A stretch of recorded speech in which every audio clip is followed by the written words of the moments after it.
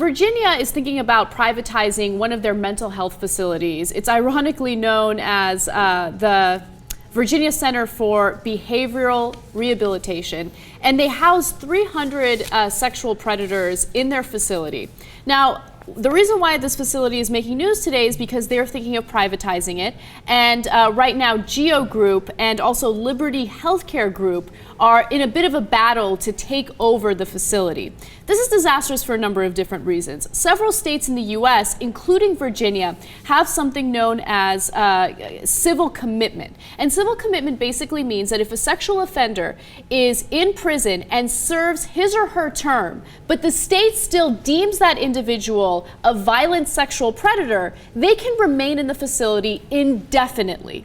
So all of these private prisons are now thinking, cha-ching, we can make a ton of money off of keeping these sexual predators in prison as long as we want. So now let's talk about a number of downsides here. Number one, they have an incentive now not to rehabilitate them. In fact, to treat them as badly as possible so they can turn around and go, see, they're not cured, so you got to keep them in here longer so I can make more money off of them. And then number two, if they're in any way, shape, or form involved in determining whether they stay in or not, and they have a profit motive for them to stay in longer, well, of course they're going to make them stay in longer. So we can't turn over people and say, all right, look, go ahead and take care of them. I know you're going to make a profit if they don't get better, but try to make them better. And of course, the private corporations involved here say, oh, no, no, no. Out of the goodness of our heart, of course we would try to give them the best therapy possible. Oh, come on. Yeah. No person in their right mind that has a shred of logic can possibly believe that. And then the third element of this is it's going to encourage them to go by lawmakers to make tougher sex offender laws. Now, if you're going to make them tougher in regards to child molestation, etc., we're 100% with you. I already think they should be tougher. I don't know why those guys ever get out, right? So we might be draconian in our opinions of how child, molestation cases should be treated, right? I think a life sentence is often warranted, depending on the circumstances, obviously, right? But that's not what I'm worried about. I'm worried about it. Oh, you know what? Since they're making so much money this way, let's say that if you're a 17-year-old in high school and you hooked up with your 16-year-old girlfriend, whoops, we just passed a law saying that's illegal because she's underage, and off you go, you're a sex offender, and you're never going to get out of that privately run prison system. Now you think, oh, that's crazy, that can't happen, except it has happened in the past. Famous case in Georgia with a 17 and a 15-year-old, and many other cases across the country. And if they have a financial motive to increase who they call a sex offender, believe me, a lot more people who are having perfectly normal sex all of a sudden are going to be offenders that they just, golly gee, can never get out of prison. One other element to this story. Mm-hmm.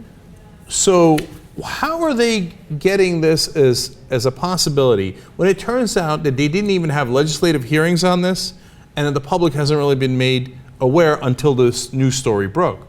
Well, golly gee, they wound up being able to do an unsolicited offer for this facility. They happened to have given Republican Governor Bob McDonnell $28,000, and they were one of his largest single contributors to his campaign. But that's probably a coincidence.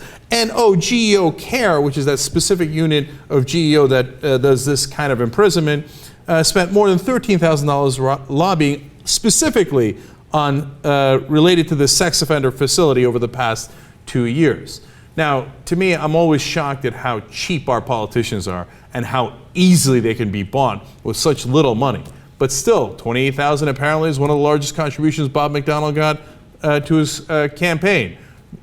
These politicians getting all this money from this group, could it affect their decision to secretly give them this thing without even hearings? Even Republicans are saying, I never even heard about this, some of the state legislators, because there wasn't any hearings on it. Is it related? Of course it's related. You think it's just a wild coincidence that the governor's top contributor happens to be in line to get a fat contract with prison population that apparently they're going to make money on for the rest of their lives? If you think that's a coincidence, you're a giant sucker. This is exactly how private corporations buy our government and use it for their own purposes. And this is particularly dangerous because they're making money off of imprisoning us, thereby giving them huge motive to imprison more of us.